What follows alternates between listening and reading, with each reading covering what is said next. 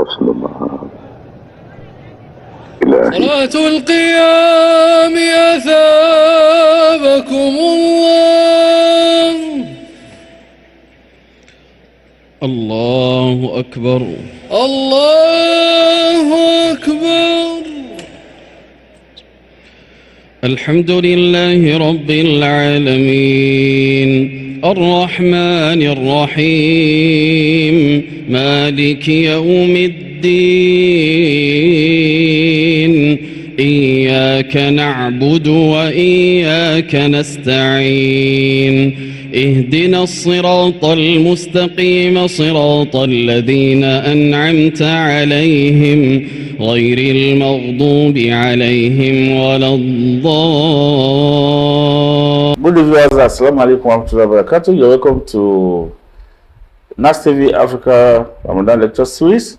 Today, we are going to divert a bit and speak about the prevalent economic system in Nigeria. And there's, I don't know, maybe it comes with the mixed feelings, like the dollar is losing value against Naira, or let's put it economically, that Naira is appreciating against dollars. We want to understand what's really happening in the economy. People believe that naturally price will come down. I'm not sure about that. And because of the month that we're in, that people have been buying things too expensively, I want to see the effect of this on the economy. That's why we decided to bring an expert.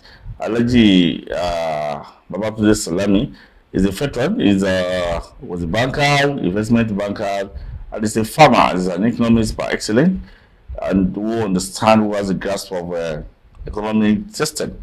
So today we have him in our studio, Nastv Africa, that we can discuss. It can give us a clear view about what's really happening around foreign exchange.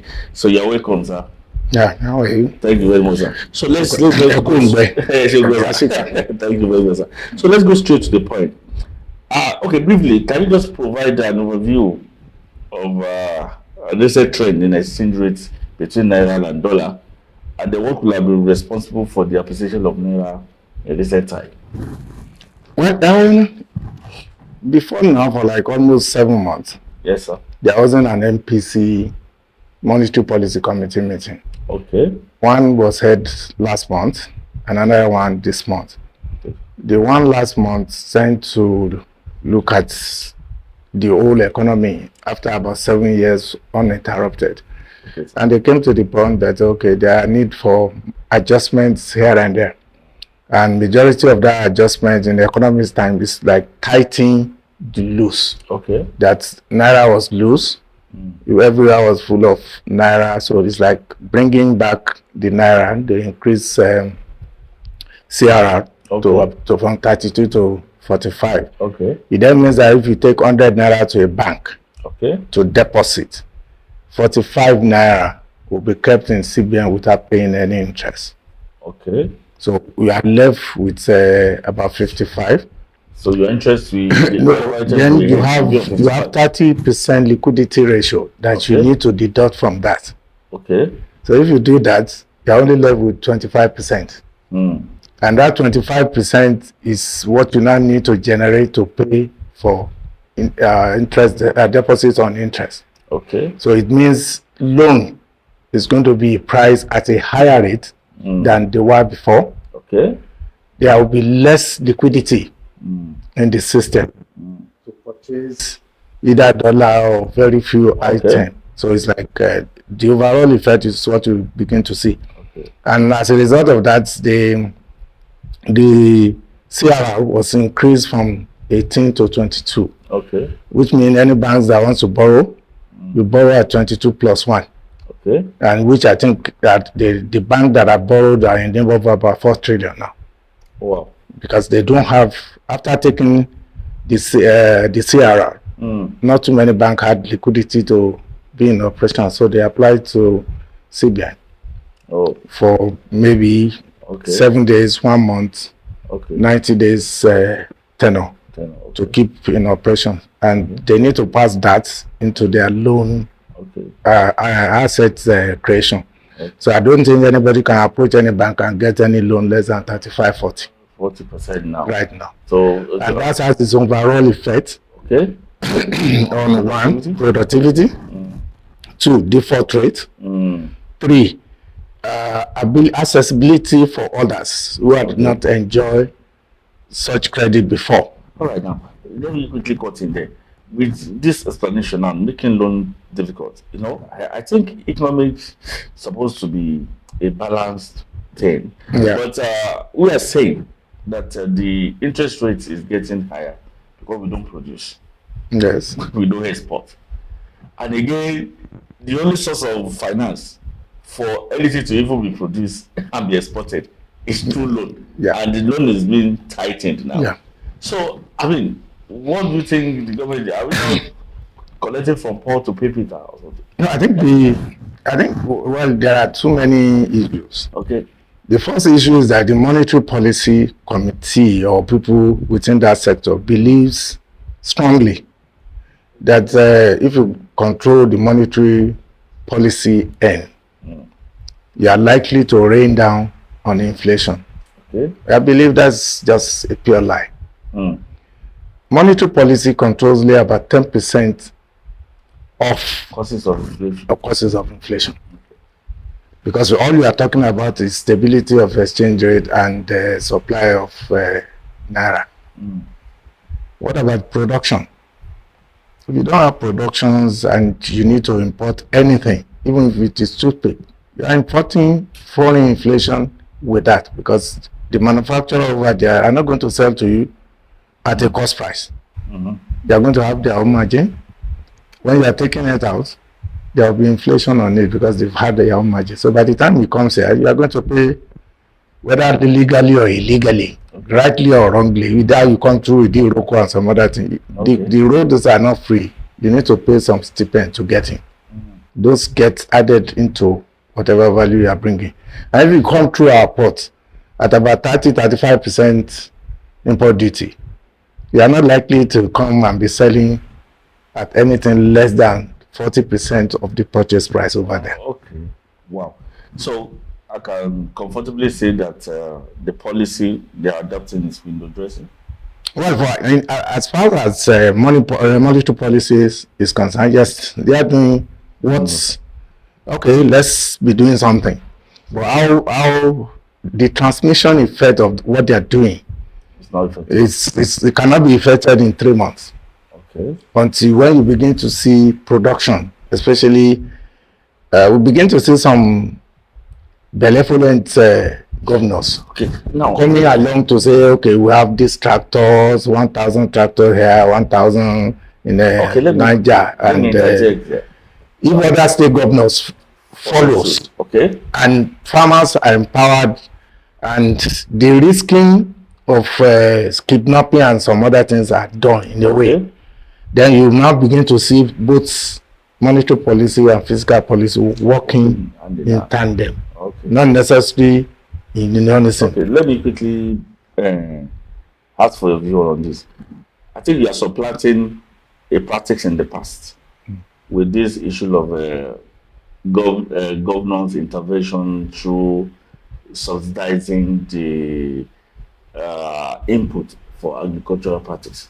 I think that was just said now. Like, okay, we're making tractors available for farmers, maybe clearing of lands, all these things, covering certain costs for farmers so that there'll be more production. But the other hand is the practice in the recent past where the CBN decided to intervene through various intervention with 1-digit interest rate because of this kind of situation. Are you saying, because this government is saying that, okay, it's not the business of the CBN to continue to intervene and taking the job of the commercial bank? But I think if there are no corruption, it could have worked because a lot of people rush to CBN and borrow a lot of stuff for one single digit. Then it was even 5%. Then they raised it to 9%, and then we still do not have the effect. I mean, what do you think between the CBN not increasing the interest rate without any intervention, leaving it in the hands of the politician, to intervene? I don't know. Maybe you can make it clear. Well, the truth of the matter, Nasir, is the fact that every organization, ministry, agencies have their core functions. Okay. The moment you derive from your own core functions, it's like the people who are responsible for that core function will probably want to see the end of your dance. So they are waiting. Oh, these people are dancing nakedly in the market. So they will sabotage.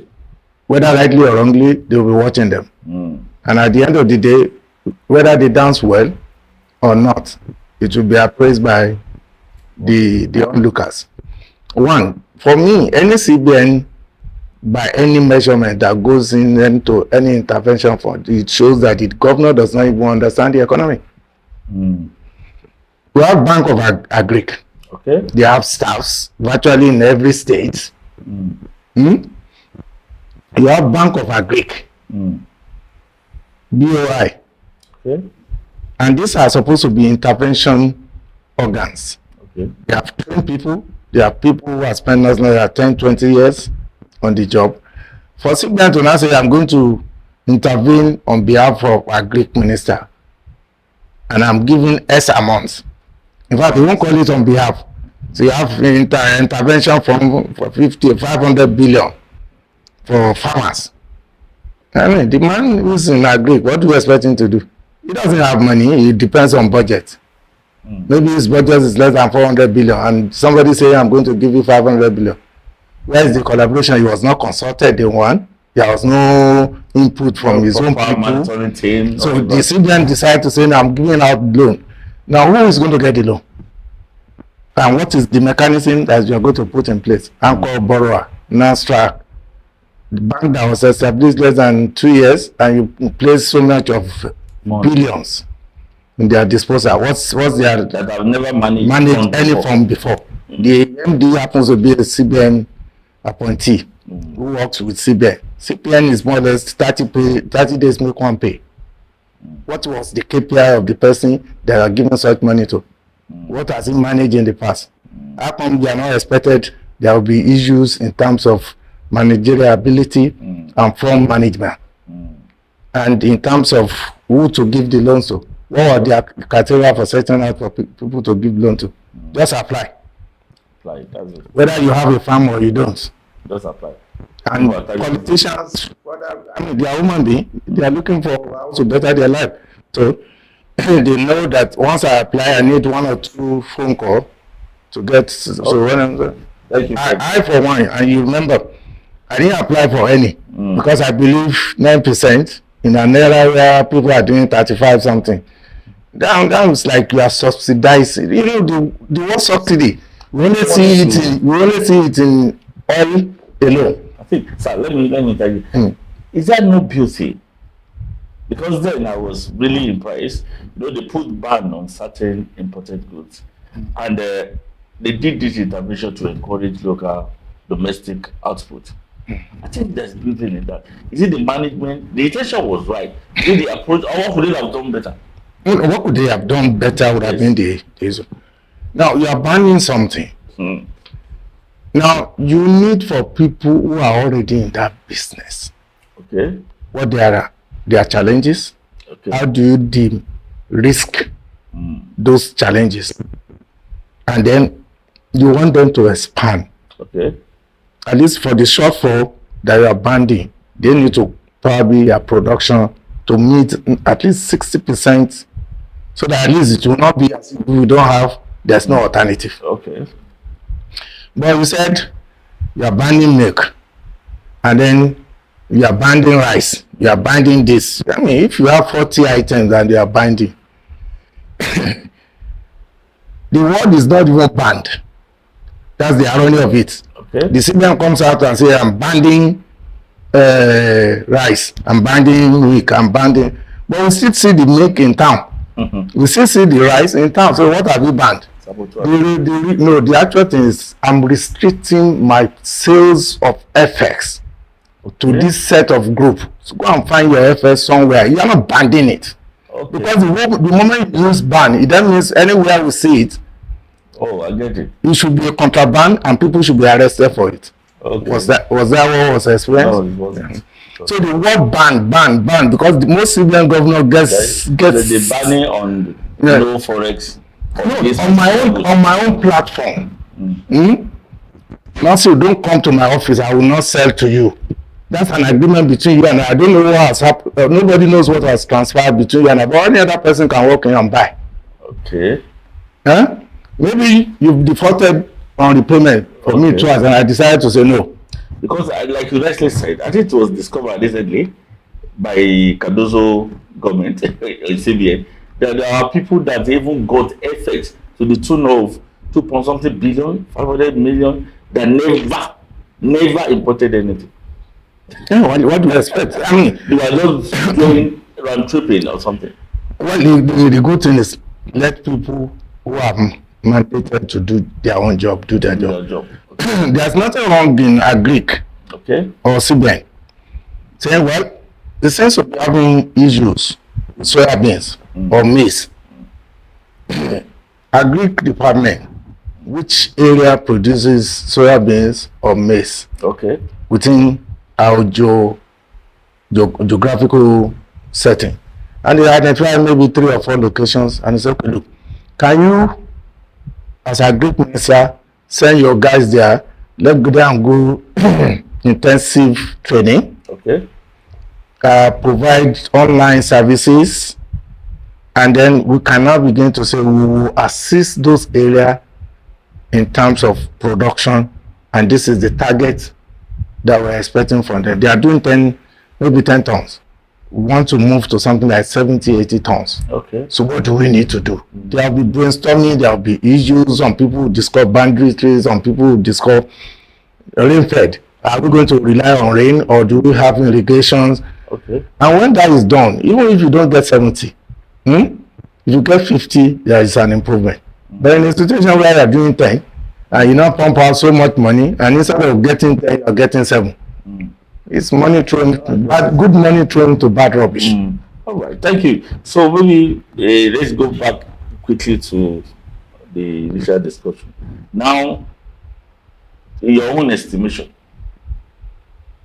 the dollar rate from 1,500 to 1,320, that there was even a rumor, I don't know, that somebody even pushed out offload yesterday, like it was selling 1,000. 1,000 naira. A friend of mine sent it to me, and I'll send it to that person. Say, I said, so what? So what do you think? Because someone like me, I was excited.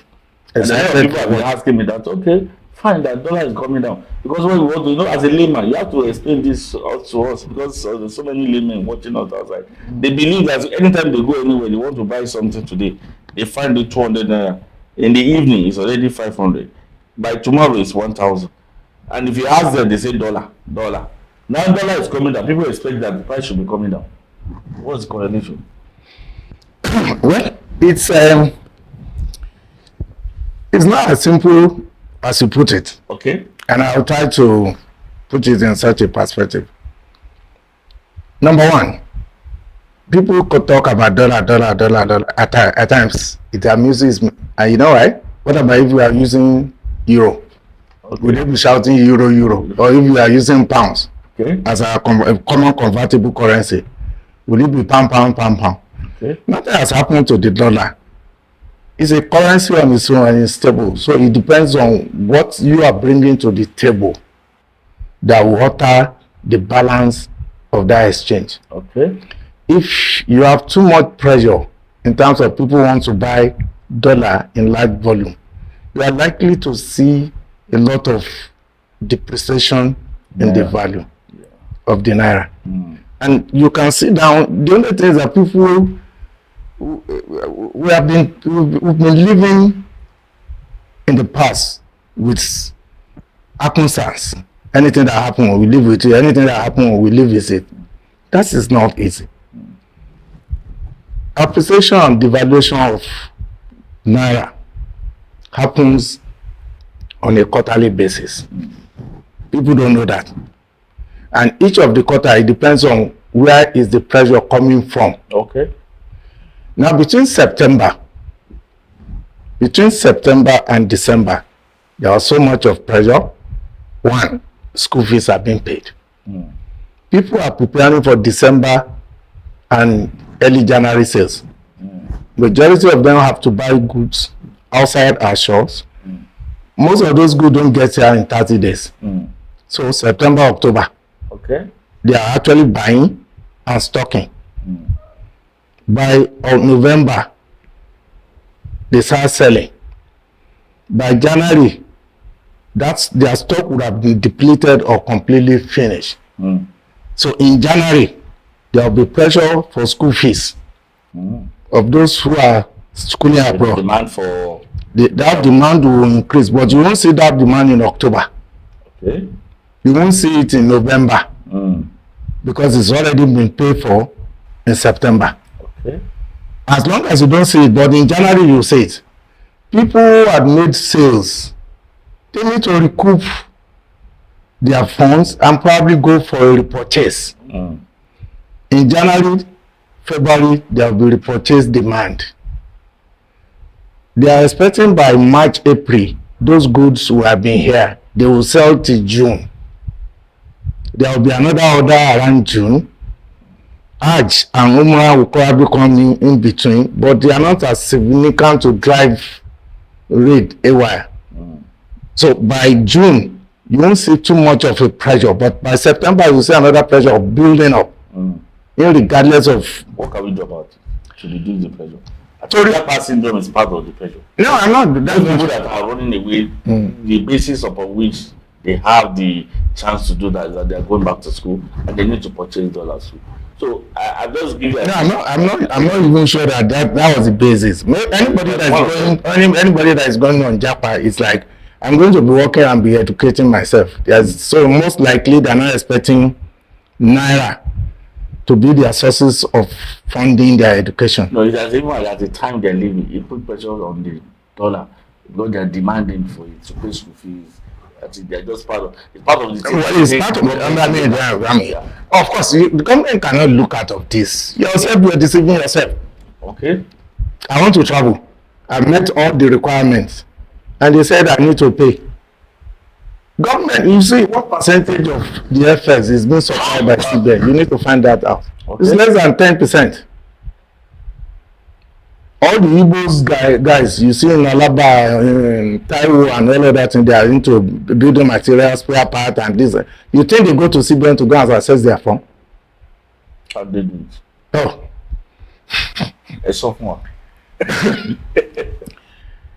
In theoretical time, to deep market knows that CBN has its own way, maybe 10 to 20% to meet either natural or probably government demands and things like that.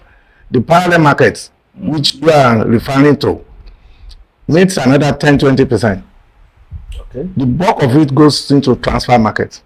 Of course, it used to be called convertible market in those days, but it's being made to look like it's transfer. You want to buy anything in US in anywhere, you call your friend there and say, I need this.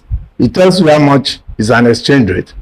And then you say, pays into my Naira account. I haven't been doing this. He gets that thing for you. Is the CBN aware of what you have purchased? No. The black market is not aware. Wow. Now, of course, the black market is not powerful because it's funding it from outside. So the large pool of FX is outside there. You can get it in Saudi. So it's not even factored into. No, you can get. I mean, majority of our doctors that have gone to Saudi, if you want to buy anything around assets, just call any of them. They give you agree on rates. If they buy it for you, they send it to you. The CBN is not aware of that transaction. The same thing in US or UK or anywhere, Canada. The same thing with all the Igbo brothers or major. The same thing abroad. Well, I don't know. Except they are buying something here. They tell you they need to use Naira to buy it. If you have an account there, they credit your account. Because majority of the people who have left here, whether you like it or not, they had an account before leaving. Okay, that's true. And so, if for one reason or another you want to buy something, pay into Nasiru's account. Wow. Over there, Nasiru is working day and night, and he decides to say, look, Ashobi is this thing, Bob, you want to buy? This is how much they sell it. The reason we bought it. So the error most people make is that there are two markets. Okay. No. In fact, the two markets combined probably does not even form 50%. Both CBN and parallel market. Yes. Does not form the 50% of the transaction. That you see. Transaction. Wow. Don't forget that this started, and I'll let me dwell a bit into it. Part of what people have been clamoring for, and I want you to probably use yourself, your environmental scanning. If you see 100 cars in this town today, used car, what we call tokumbo, or even new cars, how many percentage of it is clear through our wharf? And how many percentage of it is clear through other wharfs? Can you ask, just theoretical? Okay, I can't say now. I'm sure if hundreds vehicles are parked at various locations, do exercise on that. Maybe 80% came through Cotonou, Shinkanda access. Even the 20 that would have come through here, maybe age. Because at certain age, the duty begins to graduate downward. The new ones who are of something, they are from Cotonou and other assets. And the question you ask yourself is, so why? We don't have ports? Do we? We do. Yeah, so why is it that our people are not patronizing that? Corruption. I'm not sure it's corruption. Because it's the knowledge of the people that's supposed to ensure that. No. Okay. You see, before now, people sit down, policymakers, do their policy without actually checking back. To say, okay, how well is this policy working? If you want to clear a vehicle into this town, and you're bringing it to our port, you pay 35% import duty. Okay. If it is a vehicle that is $10,000, it then means you are going to pay $3,500 as import duty. Whereas if you go to Cotonou, the same vehicle of 10,000, if you get to Cotonou, it's cleared at 15%. Wow. Yeah. I mean, this is something you can find out for any motor dealer. So the guy had saved 20%. That 20% is worth risking, and that's why people will risk going through the yes. thing. Out of 10 vehicles, maybe one. Okay. And then out of 10 vehicles, they've saved nothing less than about 200%. Wow. So if they lose, and in most cases they don't even lose fully, they say, okay, come and pay the requirement. So government need to sit down and say, look, if you are import dependent, must our import duty be this high? If they are not looking at that, they are just that's the more reason why they are under invoicing in any big company, any big enterprises you see, any big, just name it. If you have a 1 million naira worth of goods you are importing here, and you need to pay $350,000, how profitable will they be when you come back? Unprofitable. Yeah, so, and people need to find a way. And so the first way is, okay, look, even if you need to apply in port, let's pay 40% to government, 60% let's source it elsewhere. And the elsewhere they will probably be looking at is convertible market, or what you call transfer market. They don't need, the money does not need to get to them before it gets to pay to your offshore person over there. So at the end of the day, I see reason. And at the end of, so when you and I sit down and are talking about dollar exchange, and some of us you don't know what you're talking about. Because you don't know what you're talking about. All right, finally, for the sake of people watching us, finally, briefly, kindly tell us, what can we now do? Because people are still hopeful that this price must come down. With the price of commodities. Now, what are we going to do? What is it that needs to be done? People are already excited that the dollar is coming down. Now, you're just bust my bubble that it may not have direct effect. Because the determination of the foreign exchange is even outside the control of the government, both parallel and Now, let us put it out there. Maybe somebody is listening to us that will pick from me that what are we going to do to make life easy for Nigerians? People are groaning. Things are too difficult. What's that thing? What will happen? And also, you don't go too far. Don't go too far. Right, fine. I think fundamentally there are issues. Okay. We need to go back a bit to the basis before we begin to get mileage. Okay. Unfortunately, my belief, this government came and they were too much in a hurry to achieve whether a little or much more. But so is holiness part of the removal of subsidy? Why not? They would have sat down and probably come, okay, we need to remove it, but this is where we are going. You remove subsidy, we are still paying subsidy. So the question is, they were too much in a haze, either to celebrate that there is Ure ahead of us, but don't forget, this is like 16 years of bad governance, 16 years of rot, and you come another 1 year, you think you can correct it. Those fundamentals are still there. And those fundamentals cannot just be wished away or just assume I'll pass it in a hurry. Now, the most important thing is that to change orientation, which is, I believe, where I think I listened to Larry Onilu's program yesterday. I think I'm beginning to get some ray of hope. Okay. That's okay. We've lost traction in terms of value. For years. Okay. Money seems to be our determinant of survival. And over time, it's like if you have, you are celebrated. If you don't have, you have nothing. Okay. Now, so we need to begin to go in that direction where it's not only money that determines who you are. It's not going to be something that you wish away in 1 year or 2 years. Conscious effort in the mind. Now, in terms of what you are wearing, what I'm wearing, somebody needs to sit down and begin to say, how could we begin to change that narration? Okay. I'm sure 90% of what is on me or more.